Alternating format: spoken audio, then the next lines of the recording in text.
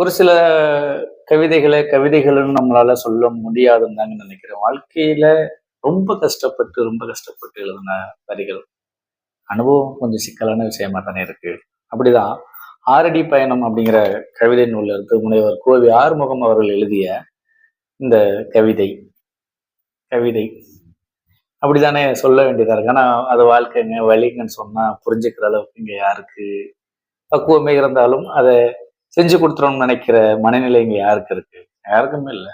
இந்த கவிதை மனசு ரொம்ப கஷ்டம்தான். நம்ம என்ன பேசத்தானே முடியுது.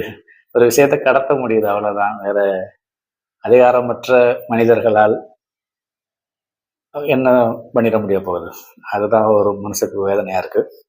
ஆறடி பயணம் அப்படிங்கிற அந்த கவிதையில, ஆதிக்குடியாகிய நாங்கள் 6 அடி நிலத்திற்காக வீதியில் இறங்கி விடியல் வேண்டி பாடை கட்டி அழுதோம், பாடி வைத்து அழுதோம், பிரேதத்தை தோளில் சுமந்தோம், வரப்புகளில் விழுந்தோம், வட்டாட்சியருக்கு மனு கொடுக்க வடம் பிடித்து நடந்தோம், மந்திரிக்கும் மனு கொடுத்தோம், மாவட்டத்திற்கும் அலைந்து கொடுத்தோம், அடுக்கடுக்காய் படையெடுத்தோம், அடுத்தும் எடுப்போம், அயராது எடுப்போம், மடிந்தும் எடுப்போம்.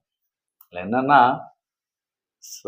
மயானம் அப்படிங்கிற ஒரு சுடுகாட்டுக்கு பாதை வென்றிதான் போராட்டம். அப்போ எல்லா படிநிலைகளிலும் இருக்கக்கூடிய அதிகாரத்திற்கும் மக்களுக்கும் நாம எல்லா முயற்சிகளையும் செஞ்சாச்சு.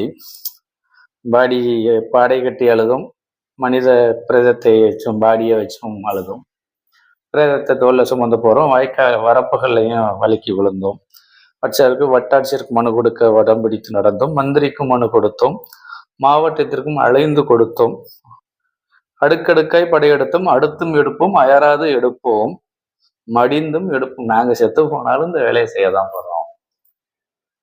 சுடுகாடுங்கிறது இறந்து போய் ஒரு சுடுகாடு வேணும் அப்படிங்கிறது தான். நாங்க செத்தும் அதுக்கு போராட வேண்டியதான் இருக்குமோ அப்படிங்கிற ஒரு கேள்வியை வைக்கும்போது உண்மையிலேயே மனசுக்கு இப்படிதான் இருக்கு. இதுல நம்ம குடிப்பெருமை பேசி ஒரு மனிதனை சக மனிதனா நிறைய பேசலாம்ல. ஆனா இங்க என்ன நிகழப்போகுது, என்ன மாறப்போகுது, அந்த மாற்றத்துக்கு யாரார் நம்ம கூட நின்று போராட போறாங்க அப்படியான கேள்விகள் நிறைய இருக்கு.